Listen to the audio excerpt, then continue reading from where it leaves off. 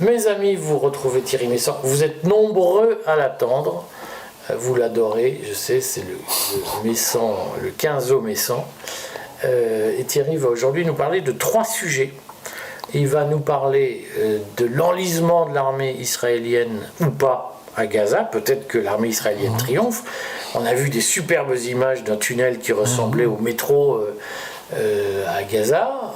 Il va nous parler de l'extension du conflit au sud-Liban, puisque Avigdor Lieberman, qui est le leader du parti suprémaciste complètement fondu, Khan, qui défend le droit au racisme anti-arabe. Avigdor Lieberman, ministre de la Sécurité israélien, a annoncé que l'heure était venue de décider si Israël attaquait le Liban et le Hezbollah ou pas.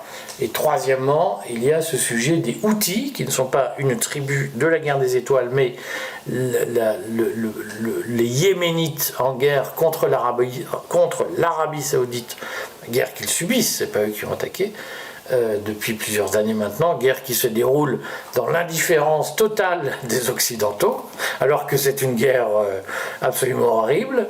Les Houthis vont-ils ou non ralentir leurs actions contre le commerce international et particulièrement la circulation des cargos sur la mer Rouge? Alors Thierry, qu'est-ce qu'il faut penser de tous ces sujets? D'abord, il faut bien comprendre ce qui se joue à Gaza. L'objectif n'est pas de détruire le Hamas. C'est pas comme ça qu'on s'y prend pour détruire le Hamas. Même si les Israéliens disent le contraire. Oui, non, mais peu importe ce qu'ils disent. Ce qu'ils font, ça n'a pas pour but de détruire le Hamas. Le Hamas, c'est une organisation idéologique. Ça ne se détruit pas avec des armes. L'objectif, c'est d'expulser la population palestinienne de Gaza. Cet objectif se poursuit. Donc, on a détruit une grande partie des habitations à Gaza. Et on a parqué les Gazaouites sur une longue plage où les intempéries sont venues noyer leur campement. Donc maintenant, en plus de fuir les bombes, ils souffrent de maladies diverses parce que quand vous vivez les pieds dans l'eau, vous ne pouvez pas vivre normalement. Ils continuent leur opération alors que l'Union européenne et les États-Unis préparent des plans pour héberger cette population ailleurs qu'en Palestine. Après, on obligera donc l'Égypte à ouvrir une porte et puis on enverra ces gens un peu partout où c'est possible dans le monde, notamment en France. Donc, cette chose-là, ça se poursuit. On ne peut pas parler d'enlisement. Il n'y a rien qui peut enliser ce phénomène. La seule chose qui peut l'arrêter, c'est qu'on arrête de donner des armes à Israël. Parce qu'Israël n'en a pas d'avance, on les lui fournit au fur et à mesure. Un événement extérieur est venu troubler tout ça. C'est l'intervention des Houthis en mer Rouge. Alors je dis Houthis parce que c'est comme ça que les Occidentaux les appellent, mais c'est un mot très péjoratif, ça veut dire la bande de la famille Halouti. Mais c'est pas une bande, c'est un énorme parti politique, c'est des centaines de milliers de gens, bon. Donc ce parti politique qui résiste à l'Arabie Saoudite depuis. Non, c'est pas ça. C'est pas ça. On va tout savoir. Il y a eu en 2015 un projet commun de l'Arabie Saoudite et d'Israël pour exploiter un grand champ pétrolier qui est à cheval sur l'Arabie Saoudite et le Yémen. Et donc il fallait s'allier les forces du Yémen. Mais les Israéliens ont proposé d'aller plus loin et de fusionner le Yémen et l'Arabie Saoudite et peut-être même de fusionner Oman et les Émirats Arabes Unis. Bon, évidemment, les Yéménites n'ont pas voulu. Donc ça a été le début d'une guerre. Il y avait énormément d'argent dans cette guerre parce qu'il s'agissait non seulement d'exploiter ce champ pétrolier, mais aussi celui de l'Ogaden en Éthiopie et de faire un pont entre Djibouti et Sanaa. Donc il y avait énormément d'argent il y avait un état-major commun de l'Arabie Saoudite et d'Israël qui était installé au Somaliland, qui est un État non reconnu, donc ils font ce qu'ils veulent là-bas. Okay. Et cette guerre a été très cruelle. Il y a eu énormément de morts et surtout il y a eu l'usage de la famine comme arme. Donc les populations civiles ont souffert d'une manière absolument horrible. Et dans cette guerre, les Israéliens ont même utilisé des bombes atomiques tactiques. Donc voilà, ce qui s'est abattu sur eux, c'est vraiment terrible. Mais le Yémen, c'est un pays particulier dans la mesure où il y a toujours eu un nord et un sud Yémen. Bon. Donc là, on se dirigeait vers une fraction identique. Sauf que par rapport à la guerre des années 50, les camps s'étaient inversés. Hein. Les pro-US n'étaient plus au même endroit. Bon, ça c'est assez bizarre. Hein. Mais cette guerre étant impossible à gagner, parce que personne n'a jamais vaincu les Yéménites, dans toute l'histoire, jamais ils n'ont été vaincus. Donc au bout d'un moment, les Saoudiens se sont rendus compte que c'était pas jouable et ont décidé de faire la paix. Les Émiratis avaient déjà décidé de trouver une porte de sortie. Bon. Alors, aux dernières nouvelles, les combats avaient cessé déjà depuis plusieurs mois. Et l'Arabie Saoudite et Ansar Allah, c'est-à-dire ce que vous appelez les Houthis ici, hein, l'Arabie Saoudite et Ansar Allah devaient signer la semaine dernière un traité de paix. Tout aurait été clarifié.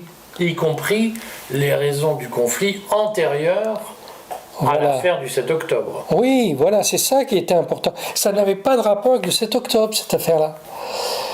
Et comme les Houthis sont intervenus dans l'affaire du 7 octobre en attaquant des transporteurs maritimes israéliens ou des bateaux faisant escale en Israël, c'est ce qu'ils ont le droit de faire. Hein. C'est le seul moyen d'intervenir dans cette guerre si on veut protéger le peuple saoudien. Il n'y a pas d'autre moyen de faire. Donc eux, ils ont arrêté le trafic. Tous les grands, enfin les 4 plus grands transporteurs maritimes du monde ont arrêté d'utiliser la mer Rouge et les compagnies pétrolières ont commencé, d'abord Shell puis BP, d'arrêter de franchir la mer Rouge et d'aller dans le canal de Suez. Donc les intérêts économiques des Occidentaux sont touchés.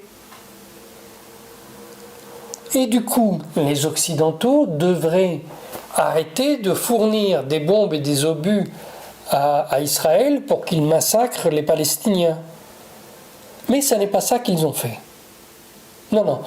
Les Occidentaux ont décidé de continuer, de poursuivre cette guerre contre le peuple palestinien.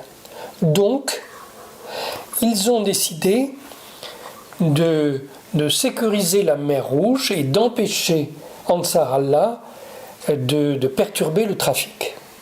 D'où l'annonce d'une opération internationale conduite par les États-Unis pour pacifier en réalité la mer Rouge, le passage du bateau. Jusqu'à présent, la mer Rouge, elle est sécurisée des éventuels pirates par une opération internationale qui comprend 39 États. Et on a annoncé que une dizaine d'États qui sont membres déjà pour la plupart... 16 États. Qui sont pour la plupart membres de cette force déjà existante, vont faire quelque chose de nouveau pour empêcher Ansar Allah d'intervenir. Donc au total, les deux dispositifs l'un sur l'autre, ça représente 44 États. Ça, c'est la définition exacte de l'Occident politique, ces 44 États. C'est ceux qui veulent poursuivre le massacre à Gaza.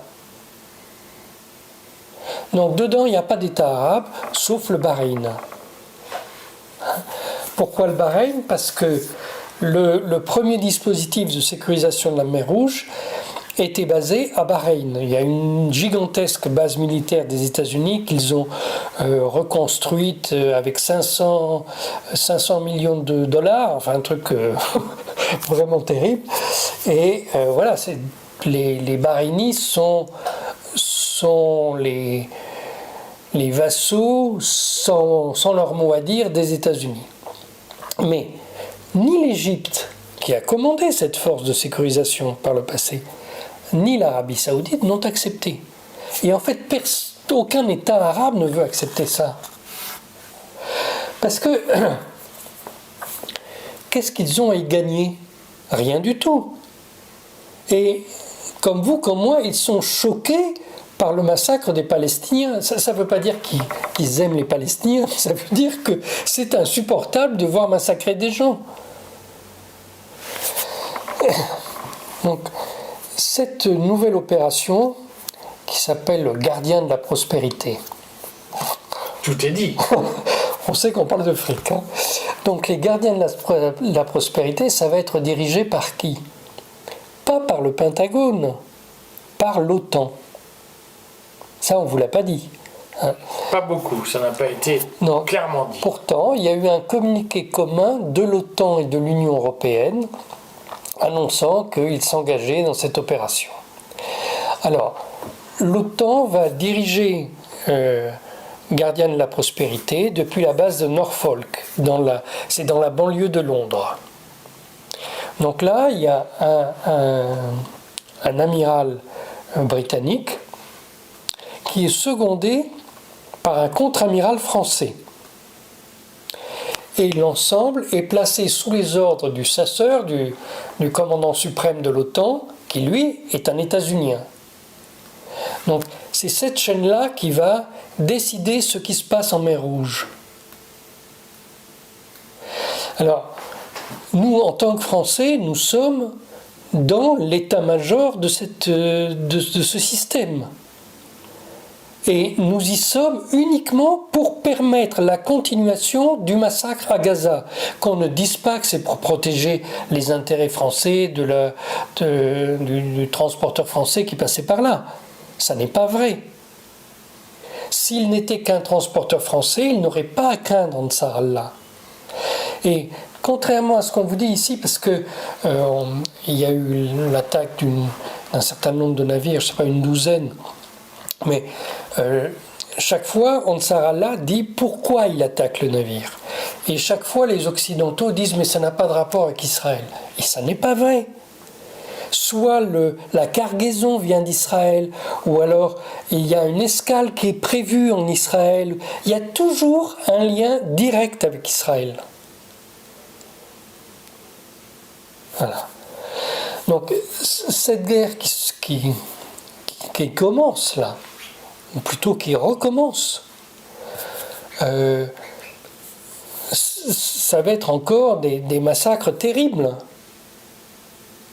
Et cette fois-ci, nous allons y participer directement. Concrètement, est-ce que cette guerre telle qu'elle se présente aujourd'hui, puisqu'on voit quand même c'est probablement la première guerre où on a autant d'images non autorisées qui nous sont diffusées, vu qu'on cherche un peu. Est-ce que cette guerre a un avenir militaire? Est-ce que, je sais Thierry que tu nous as dit plusieurs fois qu'on ne pouvait pas affronter une armée soutenue par les États-Unis, mais est-ce qu'aujourd'hui il y a des victoires tactiques qui sont remportées par le Hamas? D'abord, le Hamas est toujours vivant. Donc ça, en soi, c'est une victoire tactique, hein, parce qu'avec ce qu'on a mis contre eux, c'est assez exceptionnel. Oui. Et apparemment, on est très loin d'avoir détruit leur infrastructure. Alors certes, on a pris un tunnel imposant qui a été montré par les FDI, mais le Hamas dispose encore de centaines de kilomètres de tunnels et on ne sait pas comment sont ces tunnels, ni où ils sont, mais vraiment on ne sait pas comment ils sont fabriqués. Israël prévoit de les noyer Mais les dirigeants du Hamas ont dit que c'était prévu, qu'ils avaient de quoi empêcher cette submersion. Donc, pour le moment, je ne vois pas de victoire militaire d'Israël. Ce que je vois, c'est qu'Israël tue des gens, oui, ça, mais ce n'est pas une victoire militaire de tuer des gens. Est-ce qu'il y a beaucoup de soldats israéliens qui meurent dans les affrontements avec le Hamas? Alors, ils ont donné des chiffres il y a 2-3 jours, je crois qu'il y en a 1340 qui étaient morts, quelque chose comme ça. Et il y a énormément qui sont invalides maintenant. En principe, il y a toujours un ratio entre le nombre de morts et le nombre d'invalides. Mais là, c'est une opération militaire très particulière. Donc, je veux dire, bon, peut-être il y a 3 fois plus d'invalides, mais peut-être pas. Hein, on ne le saura que quand ça sera fini. Hein. Est-ce qu'aujourd'hui, cette arme, ce compte à rebours terrible que le Hamas a trouvé, qui est d'avoir des otages disséminés, on voit qu'Israël aujourd'hui négocie une trêve pour obtenir la libération de moins de 50 otages, qui est aussi peut-être le fait qu'Israël a besoin de souffler dans cette guerre. Est-ce que cette arme est un élément essentiel du retournement de l'opinion publique dans le monde contre Israël, puisque aujourd'hui il n'y a aucun sondage en France qui teste la popularité d'Israël. Ou alors il y en a mais ils ne sont pas publiés. On ne trouve pas de gens qui se satisfassent du massacre de civils, où qu'ils soient. Et que vous soyez pour ou contre les Palestiniens n'a pas entré en ligne de compte. On massacre des civils qui n'ont rien à voir avec les déclarations officielles de l'État israélien. Donc,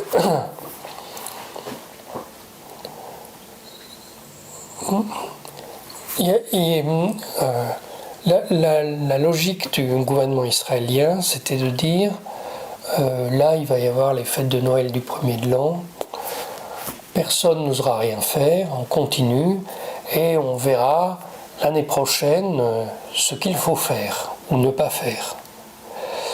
Bon, il y a une pression très forte qui est exercée aux États-Unis sur Joe Biden pour qu'il laisse tomber l'approvisionnement en armes des forces israéliennes, mais ça ne sert à rien puisqu'il continue. Et encore une fois, il fait plus que continuer, il bloque la situation en mer Rouge pour pouvoir continuer sans que ça l'atteigne lui. Bon, alors, en même temps, dans le reste du monde,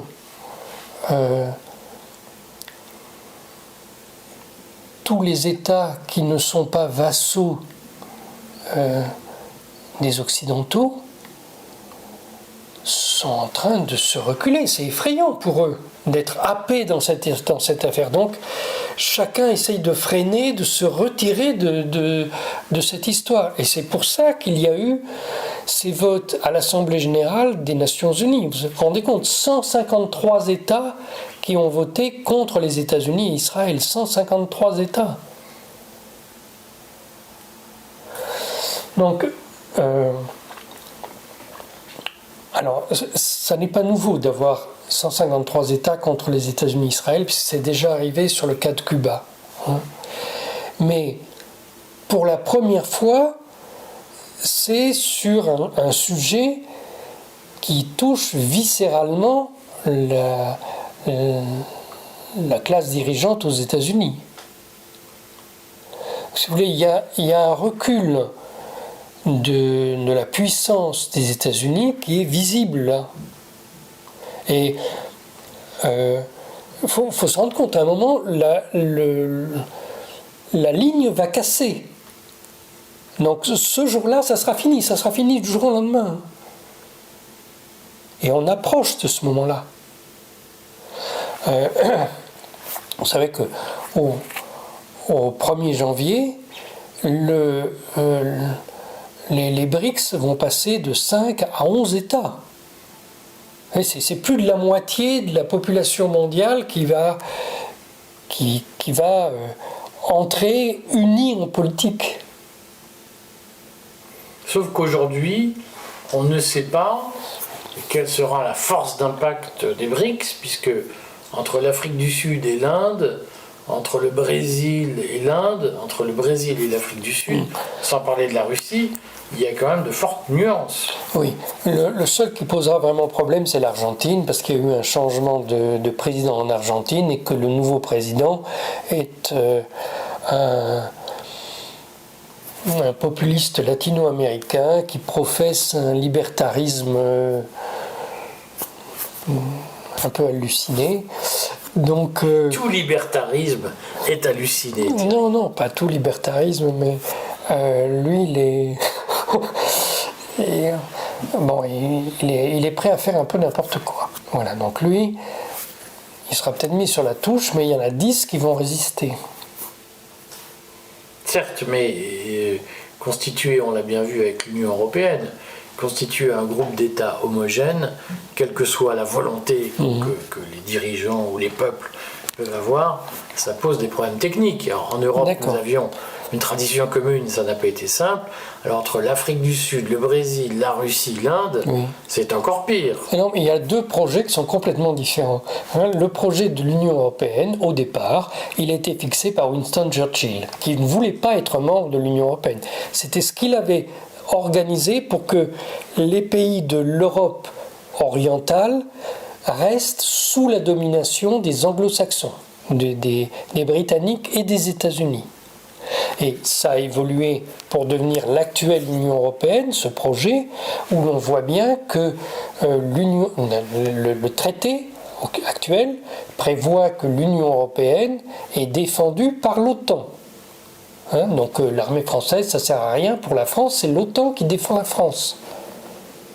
C'est les traités, c'est pas nous, c'est les traités. Oui, mais on a accepté ça et alors, tact. Donc ça, on a compris, cet ensemble n'existe que parce que les anglo-saxons le veulent. Et c'est toujours le cas, même si les anglo-saxons sont rentrés à un moment et ressortis à un autre. Au contraire, les BRICS s'est formé sur l'idée que on doit rétablir le droit international, qui n'est pas appliqué depuis 1948, avec précisément l'affaire de la non-reconnaissance de l'État palestinien. C'est la première entorse qui a été faite au droit international. La seconde, ça a été de mettre le Mao Tse-tung à la porte et le remplacer par Chiang Kai-shek. C'était vraiment n'importe quoi. Vous dites ça parce que vous êtes communiste. Non, je dis ça parce que je suis réaliste. Mais cela dit, est-ce que dans tout cet ensemble, on peut craindre une régionalisation ou une extension du conflit en Israël, qui est la question qu'on se pose depuis le début, qu'on voit comme une angoisse, et tout le monde se dit, mais est-ce qu'ils vont finir par mettre le feu à la mèche qui va causer une déflagration régionale? Alors c'est tout à fait possible parce que les dirigeants de la coalition de Benjamin Netanyahou sont favorables à l'extension du conflit. Et ils essayent par tous les moyens déjà d'enflammer le Liban. Il y a 3 jours, Christine Colonna est allée faire une conférence de presse à Beyrouth. Elle a dit du calme, ne cédez pas aux provocations. Ne cédez pas aux provocations, mais vous n'allez pas vous laisser massacrer, donc vous allez bien faire quelque chose. La position française de l'appel au calme, elle est compréhensible, mais si on ne la formule que d'un côté de la frontière et pas de l'autre, ça ne sert à rien. Elle est allée en Israël expliquer qu'il fallait se calmer, qu'il fallait un cessez-le-feu, qu'il fallait arrondir les angles. Oui, mais en même temps, le ministère des Armées, ça s'appelle comme ça aujourd'hui en France, on ne dit plus ministère de la Défense, donc le ministère des Armées rentre dans une coalition qui va étendre la guerre à toute la mer Rouge. Et étendre la guerre, c'est facile, l'arrêter, c'est difficile. Alors les dirigeants ici au ministère de la Défense disent que oulala, on a accepté de rentrer, mais il faut voir, on n'a pas défini vraiment les objectifs. Bon, je comprends, ils ne veulent pas y aller, mais n'empêche que ça a été décidé pour eux. Et ils obéiront. Les grandes guerres se déclenchent toujours de cette manière. C'est-à-dire qu'il y a des alliances qui jouent et tout le monde obéit à ces alliances, personne ne réfléchit aux conséquences. Donc là, c'est plus possible que jamais que ça s'étende, cette guerre. Alors comme nous ne nous reverrons pas avant 2024, Oui. est-ce qu'on peut penser, puisqu'on voit bien qu'il y a un activisme en coulisses des Israéliens, est-ce qu'on peut penser que les Israéliens parient sur ce qu'on appelle la trêve des confiseurs? Il paraît que personne ne viendra se mêler du massacre qu'ils sont en train de faire. Voilà. Est-ce qu'ils peuvent avoir la tentation d'agir le 24 ou le 25 décembre, on l'a vu, ou le 31 janvier, 31 décembre, ou le 1er janvier? Alors d'abord, l'offensive du tête inversée. Oui. D'abord, la fête religieuse chrétienne, ils s'en moquent complètement, puisqu'ils viennent d'assassiner avec des snipers des paroissiens dans une église catholique latine, catholique romaine. Bon. Donc, ça ne les arrêtera pas. Au contraire, si vous êtes chez vous en train de fêter Noël, c'est une bonne occasion pour eux pour tuer des gens supplémentaires. Quant aux fêtes du premier de l'an, vous serez à nouveau chez vous et ils pourront à nouveau tuer. Quant aux fêtes de Noël orthodoxe, c'est-à-dire c'est le 7 janvier, là. 6 janvier. C'est le 6 janvier. Le jour de l'Épiphanie. Le jour de l'Épiphanie, eh bien, pour le Noël orthodoxe, les Russes n'interviendront pas et ça dure 15 jours, les fêtes du Noël orthodoxe. Donc là, ils pourront faire ce qu'ils voudront. Donc voilà. De toute manière, il y a cette tentation-là. Jusqu'au 15 janvier, personne ne fera rien. Ils peuvent se dire ça. C'est pas qu'ils peuvent se le dire, c'est qu'ils se le disent. Ça veut dire qu'il y a un risque d'action inattendue pendant cette période? Je sais pas, je pense qu'ils vont continuer le rouleau compresseur qu'ils ont mis en marche, ils vont continuer à bombarder, à tuer, à affamer, voilà. Puis le jour de Noël, bon, ils amèneront un camion supplémentaire. Avec des bonbons. Bon, merci Thierry. On se retrouve en 2024, puisque de toute façon il y a une trêve chez nous, chez les catholiques. Oui. On reparlera de cette situation instruit. Vous, sur le fond, vous êtes optimiste ou pessimiste? Sur le fond, je ne suis ni l'un ni l'autre. Vous savez, c'est un normand. C'est le côté normand. Non, mais j'ai pas d'a priori sur cette question. Je pense que tel que c'est embarqué, à tout moment, ça peut brûler. Voilà. Et que moi, je ne me satisfais pas de voir massacrer des gens. Donc, je comprends très bien ce que les Houthis sont en train de faire. Très bien. Et je ne comprends pas ce que notre gouvernement est en train de faire.